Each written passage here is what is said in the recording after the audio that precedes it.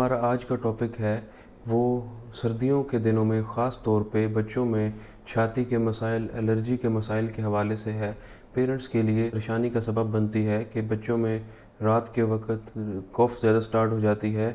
Even के बच्चे इतना कफ़ कर रहे होते हैं कि वोमिटिंग की वजह बन जाती है। और इसके अलावा खड़ खड़ की आवाज़ें आना, छाती में से सीटियों की आवाज़ें आना, नाक बंद हो जाना, रनी नोज़ रहना, ये अब डिफरेंट टाइप्स की एलर्जीज़ हैं। बाज़ औक़ात ये दमे की शक्ल भी इख्तियार कर जाती हैं और एक एमरजेंसी कंडीशन बन जाती है, स्टेटस एस्थमेटिकस कहा जाता है। तो मैं कुछ वजूहात बताऊंगा जिनकी बिना पर आप इस चीज़ को ज़रूर रूल आउट कर पाएंगे कि आखिर ये मसला क्या है और इसके अलावा इसकी तशख़ीस कैसे हो सकती है, इससे बचाव कैसे हो सकती है और ऐसे कौन से ट्रिगर्स हैं जो कि एलर्जी और दमा की वजह बन रहे होते हैं। ये जो सांस की नालियाँ होती हैं उनके अंदर की झिल्ली हसास होती है जिस पे कुदरत की तरफ से एक म्यूकस की लेयर होती है, कवरिंग होती है। जब छाती को बार बार एलर्जेंस का सामना करना पड़ता है तो वहाँ पे एक तो ये है कि अंदर सोजिश हो जाती है, उनमें जकड़ाव आ जाता है और म्यूकस भी वहाँ पे ज़्यादा प्रोड्यूस होने लग जाती है। तो इस सूजन की वजह से नालियाँ तंगी का शिकार होती हैं।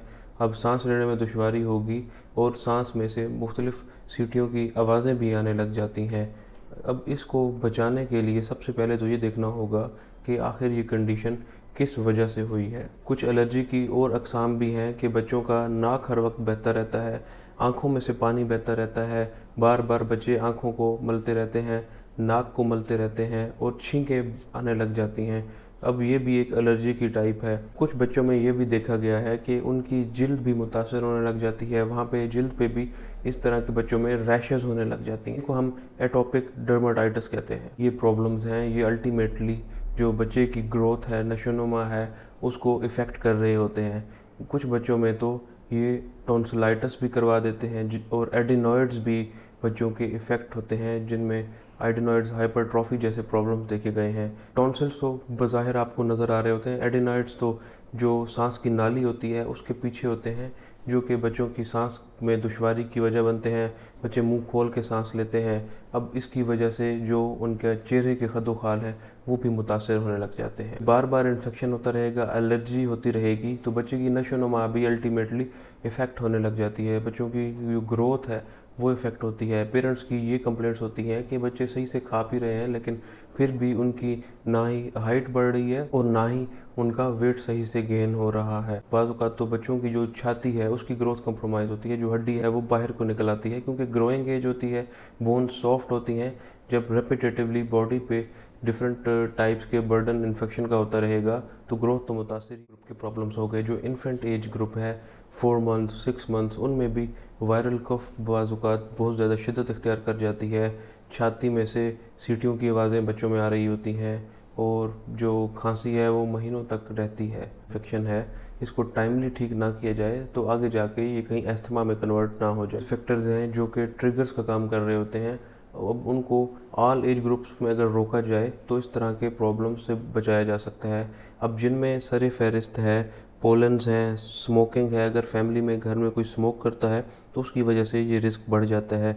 उसके अलावा परफ्यूम्स हैं, मिस्ट है, बॉडी स्प्रे है, डस्ट है, घर में पेट्स हैं और डिफरेंट एलर्जी की अक़साम की वजह बन रही होती है। डायग्नोस करने के भी डिफरेंट स्टेप्स हैं।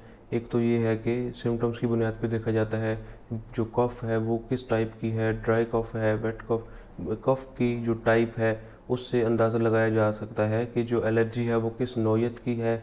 चेस्ट एक्सरे से भी देखा जा सकता है। उसके अलावा ब्लड के अगर टेस्ट की बात करें तो CBC है, IgE के लेवल को देखा जाता है। स्किन प्रिक टेस्ट भी किया जा सकता है। अब इससे हम एलर्जी की जो शिद्दत है और जो टाइप है हम उसका अंदाज़ा बखूबी लगा सकते हैं। ट्रीटमेंट की बात की जाए तो सबसे पहले नंबर पे तो प्रिवेंशन आता है। जितने भी ट्रिगर्स की बात हुई थी स्टार्ट में उनसे बच्चों को बचाया जाए। जितने भी ये एलर्जन थे जो कि प्रॉब्लम को काज कर रहे थे उनसे बचाया जाए। अगर मेडिकेशन की बात की जाए तो वो इस बुनियाद पे होता है कि कितना फ्रीक्वेंट बच्चे में एलर्जी होती है, कितना फ्रीक्वेंट उनमें एलर्जी की सिम्टम्स आ रही हैं। अगर 1.5 माह बाद, 2 माह बाद, 3 माह बाद जाके आ रही हैं तो 4 to 5 डेज़ तक उनका ट्रीटमेंट चलेगा, उसके बाद होल्ड कर दिया जाएगा। लेकिन अगर कॉन्टीन्यूसली परसिस्टेंटली सिम्टम्स बच्चों में डेवलप हो रहे हैं और अगर मेडिसिन स्टॉप की जाए तो देन अगेन उनका फ्लेयर आ जाता है, सिम्टम्स सेटल डाउन नहीं हो रहे होते। तो इस तरह के बच्चों में थोड़ा लॉन्ग टर्म हम ٹریٹمنٹ پلان کو فالو کرتے ہیں اور ان کا ورک اپ کروا رہے ہوتے ہیں تاکہ فردر کمپلیکیشن سے بچا جائے۔ برونکیو ڈائلیٹر سے نوبلائز کراتے ہیں بچوں کو۔ بیبی پفس بھی آتے ہیں جن کو ہم میٹر ڈوز انہیلر کہتے ہیں۔ بچے انہیل کرتے ہیں تو ان کی چھاتی کی جو الرجی ہے اس کے سمٹمز بھی سپریس ہوتے ہیں۔ جو چھاتی کا جکڑاؤ تھا، سوجن تھی، اندر میوکس کلیکٹ ہوا تھا، تو وہ سارا اس سے ریزالو ہوگا اور بچوں میں ریکوری دیکھنے کو ملتی ہے۔ اس کے علاوہ دوسرا میتھڈ تو ہے جو کہ منٹیلوکاسٹ ساشے اور ٹیبلٹس ہیں۔ یہ بھی لانگ ٹرم چلایا، یہ بھی 2 to 3 ویکس تک چلایا جاتا ہے جب بھی بچوں کو انفیکشن ہوتا ہے، اور پیرنٹس کو یہ کونسل کیا جاتا ہے کہ اگر بچے سیزنل الرجک ہیں، ستمبر، اکتوبر، نومبر، ان منتھس میں اگر ان کو الرجی کے سمٹمز آتے ہیں تو ان کو پروفائلیکٹیکلی یا ڈیورنگ سمٹمز ڈاکٹر سے کنسلٹ کر کے اگر آپ 2 to 3 ویکس تک منٹیلوکاسٹ بھی سٹارٹ کروا دیں گے تو ان میں بھی کافی نتائج ملتے ہیں۔ پراپر ایستھما ڈیولپ ہو گیا ہے یا سیزنل الرجی ہے، اس میں ہم لانگ ٹرم کی بات کریں تو موسٹ آف دا ٹائم یہ دیکھا گیا ہے کہ 4 to 5 ایئرس تک بچے ریکور ہو جاتے ہیں۔ اس کے بعد ایسا ہمیں زیادہ پرابلم دیکھنے کو نہیں ملتی، لیکن ایکسیپشن یہ ہے کہ اگر کسی کی فیملیل ہسٹری ہے، یہ موروثی بیماری ہے، تو ان میں بھی یہ پرابلم آگے لائف لانگ چلتا رہتا ہے اور ساتھ ساتھ پھر اس کا ٹریٹمنٹ بھی کنٹینیو رکھنا پڑتا ہے۔ نومولود بچوں میں اگر ان کو مدر فیڈ دی جائے، پروون ثابت ہو رہا ہے کہ الرجی کا رسک بچوں میں وہ کم کر دیتا ہے۔ مقصد یہ تھا کہ ان سمٹمز کو ایڈریس کیا جائے، ان پرابلمز کو دیکھا جائے کہ آخر وہ کیوں بن رہی ہیں اور ان کو ہم کیسے ٹھیک کر سکتے ہیں۔